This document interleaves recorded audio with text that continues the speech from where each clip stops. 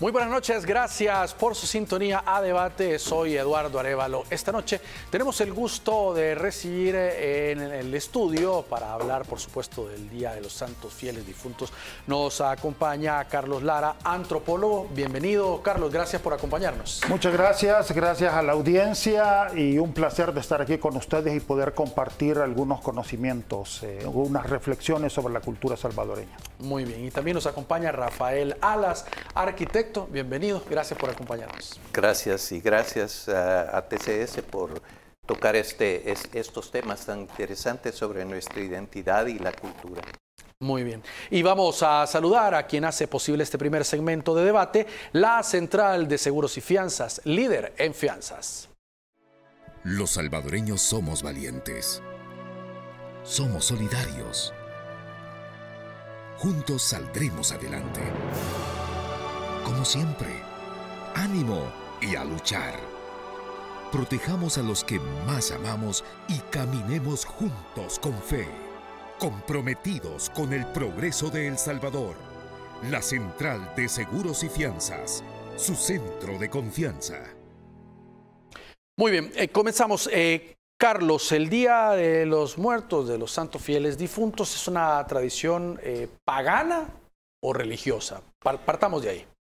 Bueno, es religiosa porque todo es religioso, o sea, no solo el catolicismo es religioso. Correcto. ¿Verdad? Pero el origen no es muy claro, o sea, no podríamos afirmar que tenga origen prehispánico, tampoco católico, ¿verdad? El Día de los Difuntos es en realidad, yo diría que es un producto de la sociedad mestiza.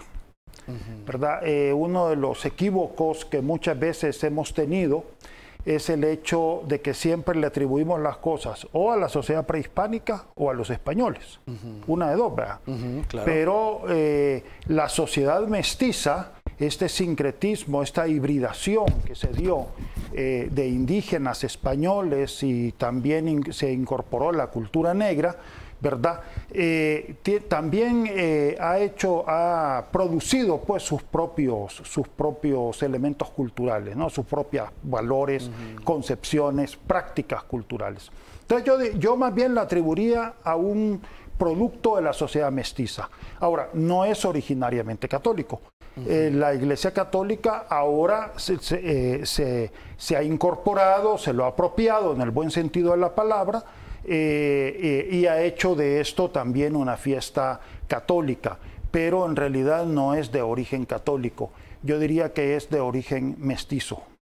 Arquitecto, en la tradición de los días de los santos fieles difuntos, por ejemplo, en los mausoleos impresionantes que vemos en La Bermeja y en diferentes cementerios, siempre ha estado representado por una cruz ese día, pero últimamente me he fijado en los últimos años, va cambiando, de repente ya es un listón y así con los años van cambiando algunas costumbres como muy arraigadas que deben volver, a mi punto de vista, a lo original, lo que simboliza el día. Sí, definitivamente, porque siempre está esa asociación de buena parte de la población de que hay que orar por los difuntos, ¿verdad?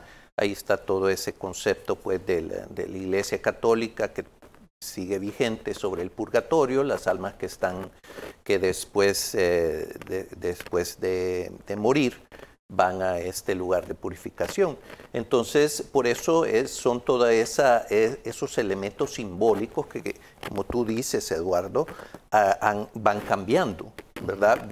Han sufrido una evolución, la misma forma de los mausoleos, que antes eran muy sencillos, sobre todo porque estos cementerios municipales que nosotros visitamos vienen del siglo XIX. Y entonces la forma de estos mausoleos, estas estructuras que están construidas pues, sobre la tumba propiamente dicha, pues han sufrido también evoluciones con el paso del tiempo. Inclusive hay hasta muchos reflejos, muchas asociaciones con la misma ciudad, con los mismos gustos estéticos de la ciudad, que van cambiando y también los mausoleos van cambiando, pues, dependiendo de las posibilidades económicas de cada familia. Incluso yo me acuerdo antes de la pandemia, mucho tiempo, el ir, una tradición por supuesto, pero siempre obligadamente esa caminata, ir a observarlos, a ver la loba y realmente a tomar algunas fotografías en ese momento, sin teléfono, sino que cámaras de las de rollo de antes. O sea, era de verdad, o sea, daba gusto llegar y apreciar el arte que se encontraba y las historias detrás de ello también. Sí, sí, como tú dices, es para muchas familias, si estamos hablando de cementerios que tienen bastantes de estas estructuras, o incluso si no son grandes mausoleos, pero siempre hay personajes de la sociedad y que las familias gustan de visitar, de hacer recorridos. En Los Ilustres realmente sí, la loba, la moto, la novia, son íconos ya. Además de los personajes. Entonces, realmente hay mucha historia reflejada en los cementerios. Carlos, cada país tiene una particularidad en la celebración del Día de los Santos Fieles Difuntos. México, por supuesto, es como de lo más característico y ya vamos a entrar. Pero, por ejemplo, en el país, antes de la pandemia, yo vi mucha gente que llevaba su comida, se sentaban. Era como pasar, no decir, vamos a llegar, vamos a visitar, ponemos las flores y nos vamos. No fue así. La gente llevaba hasta mariachis, la gente comía, compartía en el lugar, tanto las hojuelas o lo que vendían ahí, como comida que podían llevar de su casa. Era parte de una salida en familia. Una convivencia. Una convivencia, ese es el tema. Una convivencia. Bueno, pero antes quisiera decir algo. Es decir, el símbolo de la cruz sí es un símbolo dominante en la sociedad salvadoreña y yo diría mesoamericana, ¿verdad? Porque nosotros hablamos de Mesoamérica como región cultural que viene del centro de México, el sur de México, Guatemala, excepto la costa atlántica, El Salvador se va entero, el sur de Honduras y la costa pacífica de Nicaragua, ¿verdad? Es la antigua Mesoamérica que se constituyó en la época prehispánica, pero que se sigue desarrollando y que tiene características particulares. En esta región, la cruz es un símbolo dominante. Y yo me di cuenta, por ejemplo, cuando hice el trabajo sobre Joya de Serén, el cantón de Joya de Serén, en el cementerio de Joya de Serén, pueden haber, bueno, como decía el arquitecto, es decir, altares más elaborados, menos elaborados, de acuerdo al nivel económico de la gente, pero lo que nunca hacía falta era una cruz. Lo que nunca hacía falta era una cruz, aunque fuera de madera, porque a veces son dos palos los que ponen, pero lo que nunca hacía falta era una cruz. Y la gente le ora a la cruz. Sí. ¿Verdad? Entonces, la cruz se constituye en una puerta. Nosotros en antropología decimos es un símbolo liminar. ¿Un símbolo? Liminar. Liminar viene de limen, es una palabra latina. Es lo que está entre lo uno y lo otro. Muy bien. ¿Verdad? Lo que está entre lo uno y lo otro. Y la cruz está entre el mundo de los muertos y el mundo de los vivos. ¿Verdad? La gente establece relación con sus antepasados a través de la cruz. A través de la cruz. La cruz se vuelve una puerta. Jesucristo, por ejemplo, en la Semana Santa muere en la cruz, pero también al resucitar, resucita con el estandarte de la cruz. Sí. Entonces, realmente la cruz es un símbolo liminar.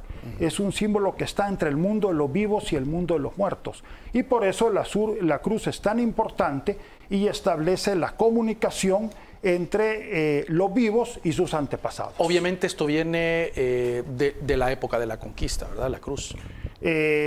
No, también en la época prehispánica. En la época prehispánica ya estaba presente la cruz. Yo más bien diría es producto del sincretismo, es producto de la hibridación. La cruz es importante también en la época prehispánica y por supuesto también en la tradición católica. Entonces, este símbolo establece, digamos, la puerta, la comunicación entre el mundo de los vivos y el mundo de los muertos. Y ¿cómo va la gente a los cementerios? Ya usted lo decía, va en familia. Es decir, en realidad el Día de los Difuntos es una ceremonia de los grupos domésticos y la familia ampliada. Sí. Que los grupos domésticos son la célula de la estructura social de las comunidades, pero también lo era en la época prehispánica. Ahí está la investigación de Payson Sheet sobre Joya de Serén, que precisamente él habla de una arqueología doméstica. ¿Por qué habla de una arqueología doméstica? Porque ya en el 600 después de Cristo eran los grupos domésticos la base de la estructura social. Aquí no hubo clanes. Ese es un modelo africanista que se aplicó porque los primeros antropólogos, muchos fueron a estudiar a África. Entonces trajeron la idea del clan, de los linajes unilineales. Aquí no hubo clan ni linajes unilineales. Familias. Aquí eran comunidades constituidas por grupos domésticos, ¿verdad? Eran los grupos domésticos y la familia ampliada lo que constituyó la base en la época prehispánica. Estamos hablando del clásico, ¿verdad? En la época prehispánica, pero también lo que constituye la base en la época contemporánea. Estaba leyendo también que básicamente en la cultura prehispánica no hay mucha diferencia, tal vez algunos rituales u otras cosas, con la celebración tradicional del Día de los Difuntos en estos tiempos. Alejémonos de la pandemia, es decir, la gente llegaba en familia, llegaba a poner flores, podía variar unas u otras cosas, pero realmente, arquitecto, era así, se ha mantenido desde hace cuántos años lo que ya nos decía Carlos, esa afinidad familiar de un día no dedicado tanto a ir a la iglesia, sino a visitar a los familiares fallecidos. Pues realmente el respeto, digamos, hacia los que partieron, hacia los que murieron, viene desde la época prehispánica y por eso es que hay ciertas costumbres, ciertas maneras de este recordatorio que para muchas comunidades es algo que ya lo traían, pues, realmente, ¿no? Entonces, realmente, pues, ya cuando viene el cristianismo, se junta, pues, todo esto y, pues, por eso también es que está esta idea de que los que han partido, los difuntos, pues, de alguna manera están todavía junto con sus parientes, pues. Entonces, por eso se les recuerda de esta manera. Hay registros, pues, descripciones, por ejemplo, de que en ciertos pueblos, pues, era toda una festividad en las casas. Se menciona altares, por ejemplo. Correcto. Que muchas veces relacionamos los altares de muertos con México, ¿no? Sí, nada más cuando acá también se ha dado. Vamos a continuar hablando de este tema al regresar de la pausa. Por favor, acompáñanos, ya regresamos. Gracias por continuar con nosotros. Carlos, así como decía Rafael antes del corte, hay mucho registro de cómo eran las celebraciones. Por ejemplo, estaba viendo de Carl Hartmann, un curador antropólogo sueco, describió, decía en un registro que en 1896 que Nahuizalco pues tenía en los indígenas muchos rituales para conmemorar a los muertos. Sí. Y la descripción es lo que decía, no varía mucho de lo que actualmente conocemos. Un par de cosas nada más, pero ya estaba así. Pero siempre es el tema del grupo doméstico. Correcto. Fíjese que yo estuve en la Sierra Norte de Puebla, que no hay que relacionar la Sierra Norte de Puebla con la ciudad de Puebla, porque son dos mundos diferentes. La Sierra Norte de Puebla es enorme, es la Sierra Madre Occidental. Creo que llega hasta Estados Unidos, es una sierra enorme, atraviesa Veracruz. Y bueno, allí... interesante porque ellos le ponen comida al difunto y le ponen la comida que a él le gustaba, pero se la ponen en la casa. Fíjese, ¿en la casa? En la casa. Y le hacen un caminito de flores para que no se vaya a perder el difunto. Y el día siguiente, el 2 de noviembre, o sea, eso lo hacen el 1 de noviembre, y el 2 de noviembre van al cementerio, ¿verdad? Y enfloran. Entonces es interesante porque están reafirmando este elemento que estábamos hablando, el grupo doméstico y la familia ampliada como la base de la estructura social, ¿verdad? Así fue en la época prehispánica, así es en la actualidad, Y bueno, las migraciones, por ejemplo, hacia los Estados Unidos, Canadá, se dan a través de las redes que construyen los grupos domésticos. En este caso, arquitecto, el tema del purgatorio o la vida más allá de la muerte no es un tema nuevo, no es un tema de debate, no es un tema solamente de la Iglesia Católica, es un tema de hace muchísimos años donde la gente, al ver este tipo de lo que nos describe Carlos, de las flores, de la comida, no piensa que la vida termina exactamente cuando una persona fallece. Sí, así es. Dentro del pensamiento católico fue que surgió esta idea de un lugar de purificación inmediatamente después de la muerte, antes de pasar al paraíso, pues.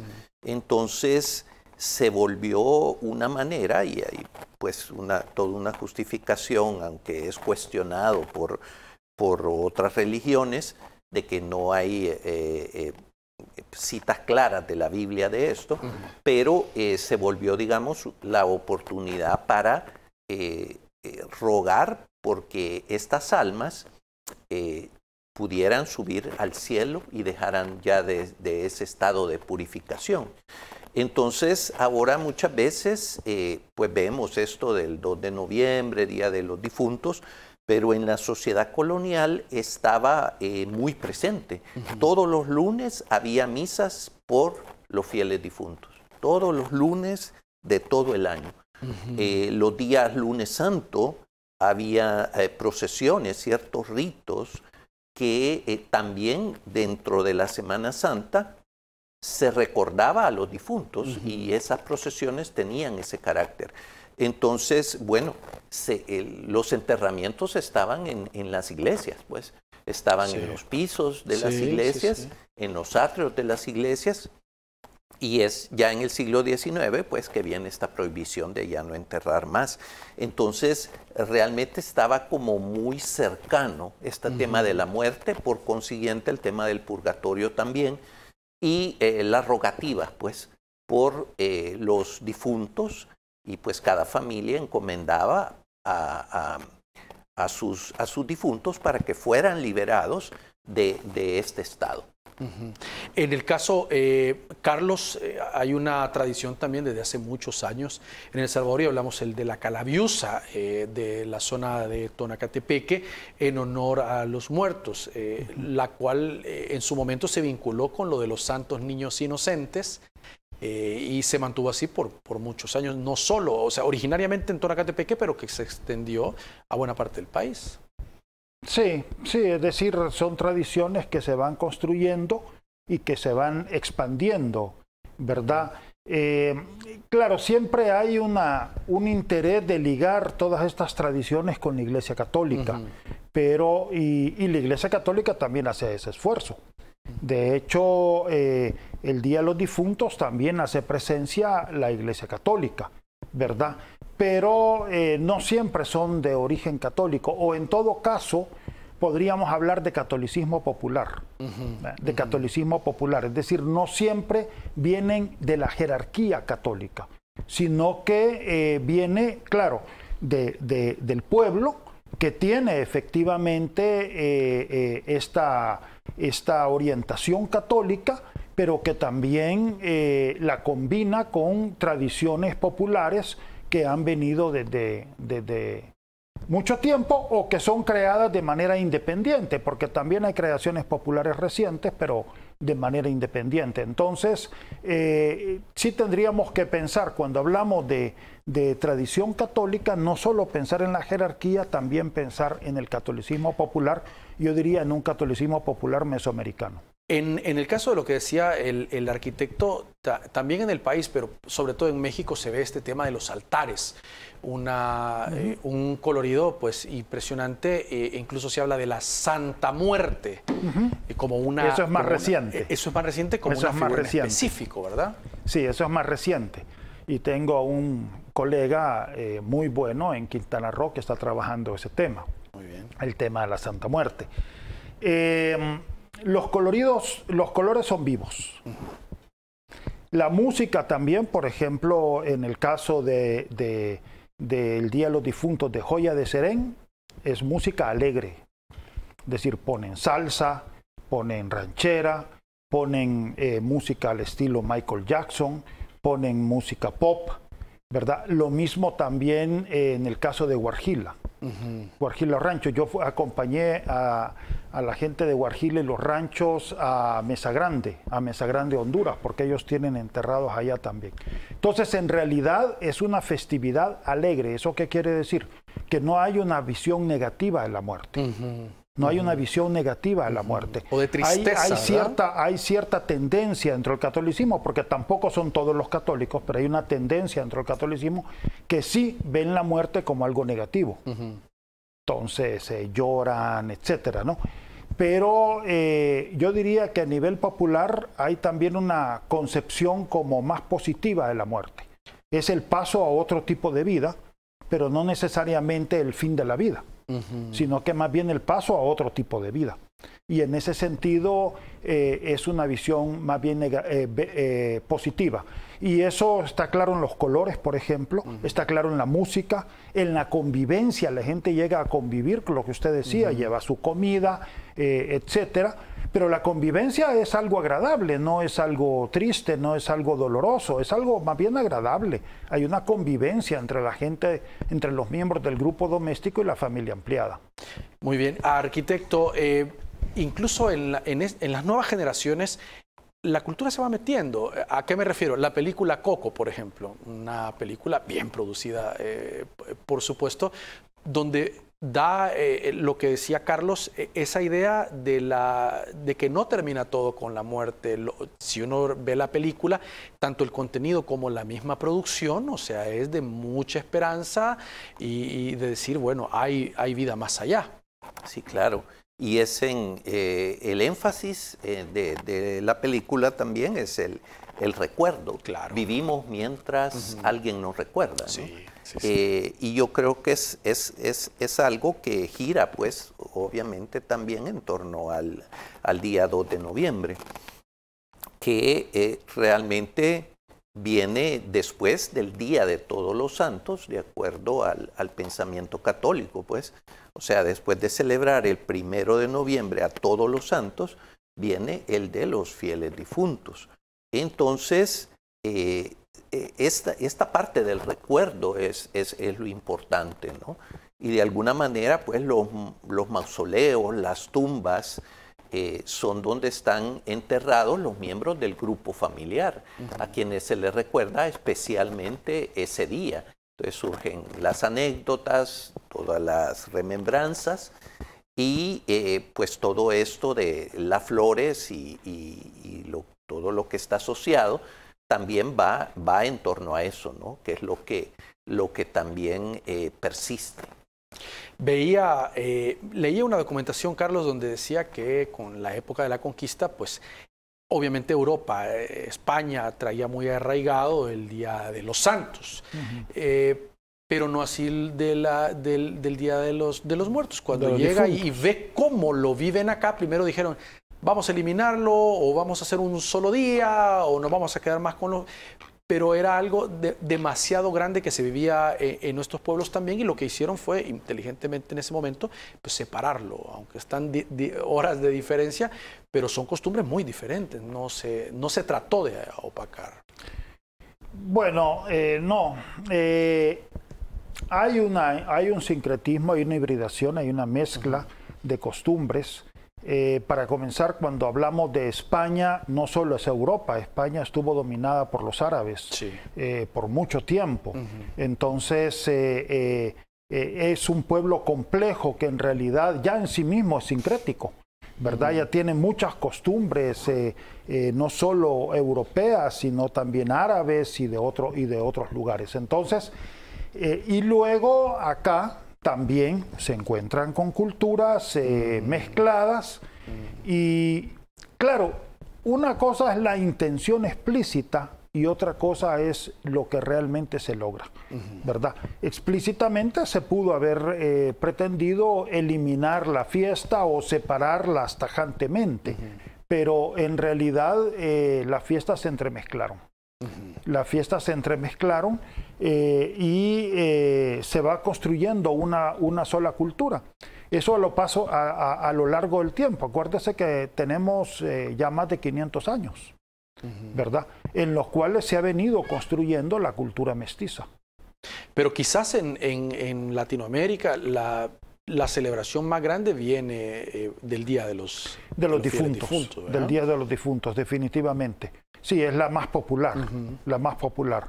La celebración de Todos los Santos es una celebración más pequeña. Muy bien. Tenemos que hacer una nueva pausa. Acompáñenos, por favor, ya regresamos.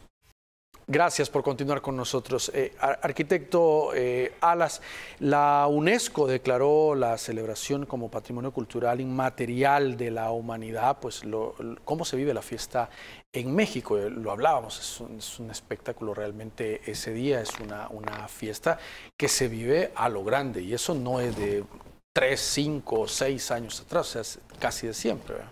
Sí, sí, definitivamente hay toda una celebración muy fuerte, que está muy arraigada, que tienen toda esta cultura pues asociada, ¿no?, con las representaciones de la muerte y pues yo creo que cada sociedad pues tiene diferentes maneras de vivirla, pero sí en México sí y hay zonas pues que realmente se vuelcan bastante en torno a esto. Ahí está también la comida, las flores, todo esto que estábamos hablando.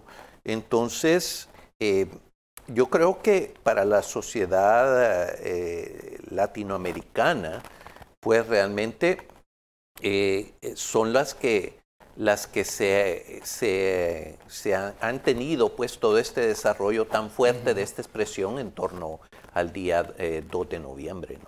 Así es. Carlos, se ven costumbres como por ejemplo el pan de muerto. En México se ve lo de las... Muy sabroso, por cierto. Lo de las calaveritas de azúcar. Sí. Esas no son tan nuestras. Ya últimamente, pues la gente que viaja... Y tampoco son tan antiguas. O sea, tampoco son tan antiguas. Muchas son más contemporáneas. Ok. ¿Verdad? Pero son algunas de las que se miran en México. Sí. A diferencia, por ejemplo, lo quiero vincular al tema de Halloween. Ya una costumbre más americanizada que pues, gracias a Dios no se ha pegado mucho en nuestro país, más para las fiestas u otras cosas. Yo la vi en Joya de Serén. ¿La vio en Joya de Serén? Sí, la celebración de Halloween. Estoy hablando de Joya de Serén, 1995. Ok. Mi investigación es de 1995-96. Ahí estuvo el arquitecto, también estaba con cultura. En el sitio arqueológico. Cuéntenos, por favor. Y lo mismo, los niños salen con sus calaveritas pidiendo dulces, a veces también monedas, pero sí lo vi en Joya de Serén. Entonces, lo que le quiero decir es de que creo que ha penetrado más de lo que... Y en México también, a nivel popular, no en la Sierra Norte de Puebla, que está bastante aislado, pero en la Ciudad de México sí. En la Ciudad de México sí se celebra el Halloween. Bueno, me dicen de producción también el fiambre, dice, más del occidente, ha adoptado también en la zona de Guatemala, ¿verdad? Sí, también en la zona de Guatemala, es cierto. Eso. Entonces, las tradiciones se van entremezclando. Ese es el punto. Es lo mismo que estábamos hablando de los españoles, de la tradición, digamos, mesoamericana del Día de los Difuntos, y ahora se suma el Halloween. Entonces se van entremezclando las tradiciones y bueno, es cierto que persisten los 3 días. El Halloween, el Día de Todos los Santos, el Día de los Difuntos, pero en los 3 días hay entremezclamiento de uno y de otro. Muy bien. Arquitecto, la construcción de los cementerios, según revisaba en documentos, comenzó a finales del siglo XVIII, retomando lo que usted mencionaba, que antes era una tradición que se enterraba a las personas en las iglesias, pero llega un punto que para prevenir enfermedades, pues se decide que fuera mucho más lejos de las iglesias, es decir, en las afueras de las ciudades. Más un tema de salud y obviamente, pues así vemos los cementerios. Si nos remontamos a hace varios años, uno veía la Bermeja o los Ilustres como bastante lejos, o el mismo cementerios privados como Jardines del Recuerdo. Ahora, claro, la urbe va creciendo y se queda ya más céntrica la cosa, pero realmente ese era el origen de estas creaciones de los panteones, ¿verdad? Sí, las nuevas disposiciones que vienen a cambiar esto, ¿verdad? Y que ya prohíben los enterramientos en las iglesias, en los atrios y todo eso, pues ya especifican que debe de hacerse fuera del perímetro urbano. O sea, había decía, pues a cierta distancia de las últimas casas, y que ya quedaba muy limitado el enterramiento en las iglesias. Se pasaban ya no bajo la administración de la Iglesia Católica los enterramientos, sino que ya los cementerios se les da a las juntas de caridad, y viene después la administración bajo las municipalidades. Pero ya, como tú dices, Eduardo, ya prácticamente quedaron englobados por todo el crecimiento urbano.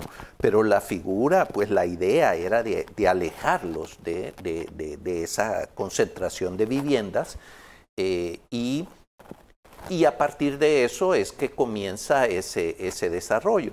Incluso hay casos, pues, de cambios de lugares, como que en determinado momento, pues, se daban cuenta de que no eran tampoco las condiciones, aún antes de que la ciudad creciera. Por ejemplo, el caso en Santa Ana se dio ese caso, que el cementerio Santa Isabel ahora está realmente bastante retirado, pero porque tuvo una primera ubicación, o sea, una ubicación anterior, ¿no? Okay. Y así, pues, Atiquizá y otros lugares que experimentan estos cambios también. Ok. Carlos, en los altares de muertos es común ver, por ejemplo, en el caso de México, sal, agua, velas, papel picado y saumerios. Sí. ¿Qué significa o qué simbolismo tiene para el Día de los Santos? Bueno, es el establecimiento de la convivencia con el difunto, con la convivencia. A eso habría que agregarle la alimentación, la comida que al difunto le gustaba. Le ponen los platillos, por ejemplo, vuelvo a la Sierra Norte de Puebla, pues ahí le ponían tamalitos, ¿verdad? Si le gustaba tomar, pues también le ponían su licor, ¿verdad? Licor de caña. Entonces, es ponerle las cosas que le gustan al difunto. En el caso del saumerio, sí, el humo siempre es una forma de santificación, se hace, bueno, en la Iglesia Católica, claro. Pero también, yo lo he visto en las poblaciones indígenas, por ejemplo, ¿verdad? Sobre todo en México, en donde también se ahuma al mayordomo, etcétera, que tiene cierto carácter divino, ¿verdad? Es decir, entonces el humo tiene que ver con eso. Arquitecto, el tema de los cementerios privados, muchos televidentes quizás son jóvenes y ya nacieron cuando estaban. Antes esa figura no existían, eran básicamente el predominio total era los municipales. Vea que antes usted nos comentaba que pertenecían a la iglesia, pero después eran más municipal. Todavía hay lugares donde realmente los cementerios, cantones o caseríos bien pequeños, solo son los municipales que se manejan. Sí, así es. Y viene después el concepto del cementerio jardín, que es un concepto importado y que se empieza a generalizar en los cementerios privados, ¿verdad? Entonces, ya ahí viene una nueva figura, ya es otro concepto. Y yo creo que tenemos uno de los primeros cementerios privados en donde al principio no se veía ninguna escultura, ninguna figura de los que abundan pues en los cementerios municipales.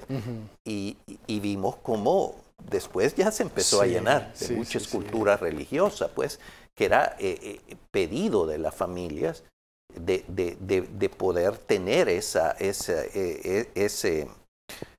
prácticamente ese símbolo, pues. Entonces, vemos cómo eso está como muy arraigado, pues, ¿verdad? Esa figura o esa idea de tener una escultura religiosa, la cruz, o puede ser la devoción más fuerte que tuvo el difunto y todo eso, ¿verdad? Ahora, vemos también un tema, por ejemplo, en países como Estados Unidos, donde se fomenta más la cremación que los entierros. Y no es por un tema de extensión territorial, porque tienen muchísimos, sino que quizás sea como más de practicidad, es decir, bueno, me llevo las cenizas, me lo llevo por la casa, lo entierran ahí, pero en nuestros países va más ligado a ese tema de todo el ritual del entierro, de la velación y de saber dónde está y llegar con la familia, ¿es así? Sí, así es, y el hecho de que los difuntos, si son familiares, estén juntos. Correcto, sí, es otro Porque tema. cuando se da la cremación, pues entonces las cenizas se tiran por cualquier lado, ¿no? Pero la idea es que los difuntos, los familiares estén juntos. Es decir, es la idea de que la vida no acaba. La vida no acaba, la vida continúa, ¿verdad? Es una nueva vida, pero también en la nueva vida se establece la relación entre los familiares, los amigos, la gente que ha estado cerca. Muy bien. Tenemos que hacer una pausa, ya regresamos. Por favor, acompáñenos. Muy bien, gracias por continuar con nosotros. Arquitecto, estábamos hablando en la pausa también un tema importante. Estábamos hablando de la parte del entierro, de la cremación o la tradición del entierro como tal que conocemos, pero también hay un punto importante y es la velación. O sea, que el término viene de vela porque tiene un simbolismo para nosotros. Sí, realmente era la oportunidad volvemos de nuevo al recuerdo, ¿verdad? Porque se congregan las familias, los conocidos, ¿verdad? Se expresa el pesar, pero también es la oportunidad de convivencia entre todos los que conocieron o que conocen a la familia también. Entonces se vuelve un elemento muy importante que quizás en las grandes ciudades pues se va perdiendo porque ya no está la costumbre de pasar toda la noche, por ejemplo, ¿verdad? Como era antes muy la costumbre de que había que pasar la noche, que había que servir tamales, que había, en el pueblo de mi papá se distribuían también barajas para que pasaran entreteniéndose, pues café, pan, quesadillas y todo, ¿no? Pero ya también está esta costumbre asociado con lo que estábamos mencionando también de la vela, de dejar una vela encendida durante cierto tiempo después de la muerte, ¿no? Y allí pasaba en el lugar pues donde había muerto la persona. E inclusive pues estaba la idea de volver a encender una vela ya en la víspera de esta celebración, de esta conmemoración de los fieles difuntos, con la idea también de eso, pues de que el difunto regresa, el alma regresa, que viene a ver si había algún altar, a comer la comida. Los mexicanos tienen eso muy presente, de que puede llegar a comer la comida que él le gustaba, ¿no? Ahora, hoy que menciona ese tema, se me viene a la mente la imagen de los aniversarios de la muerte de la princesa Diana. Siempre ponen esas velas, tanto en el lugar donde fue el accidente automovilístico como en el palacio. Llega la gente, pone una fotografía de Lady Di y pone se llena de velas ese lugar. Que también es europeo es que los elementos culturales no son exclusivos de una cultura, sino que pueden estar en varias. El tema de el fuego, y el arquitecto lo sabe muy bien, el fuego es purificador. El fuego purifica. Entonces, por eso es de que el fuego es como muy importante. Y la vela, pues es la idea de que ilumina el camino, ¿verdad? Ilumina el camino. Y esa es una metáfora de superación, pues de superación de la persona. Entonces, siempre la vela es importante en el tema de los difuntos, ¿verdad? Porque es lo que realmente está iluminando el camino. En la Semana Santa también. Sí. En la Semana Santa se establece el tema de la vela, que es la que va a iluminar al mundo, en realidad, el camino al ser humano, ¿verdad? El camino al ser humano. El camino del bien, obviamente.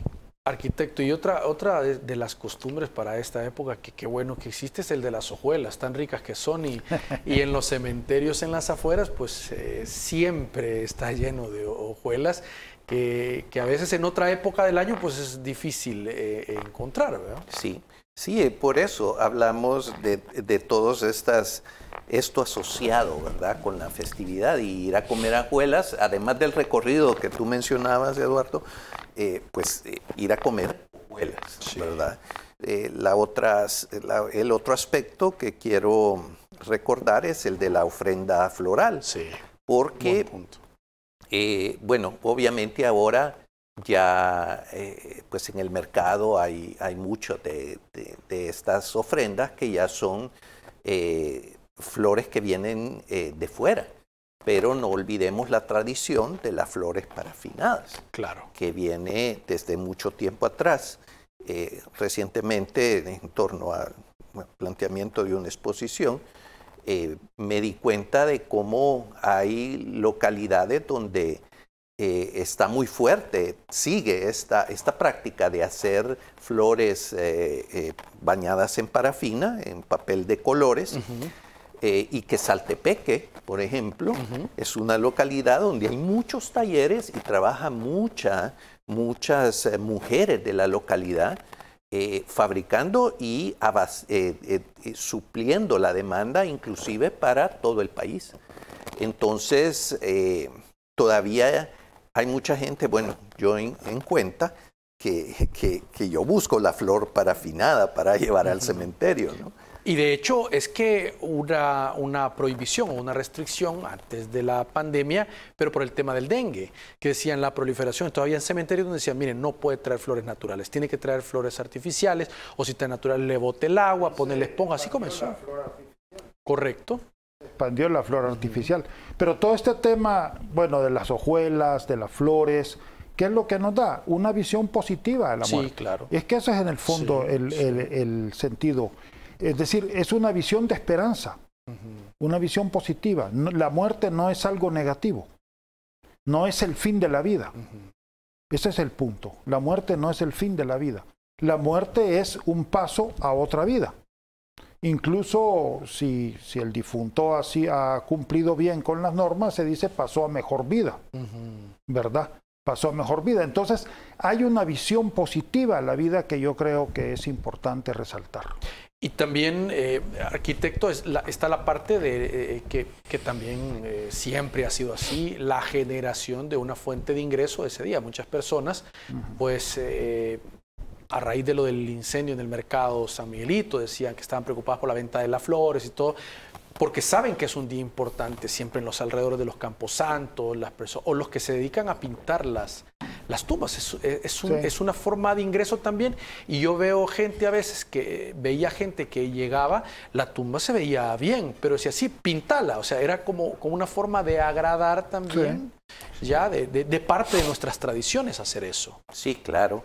Es muchas personas que encuentran una posibilidad de ingreso económico con esto. Lo que decíamos de los grupos musicales que llegan a los cementerios también, y entonces toca las piezas que recuerda, que le gustaban a los difuntos que están ahí. Entonces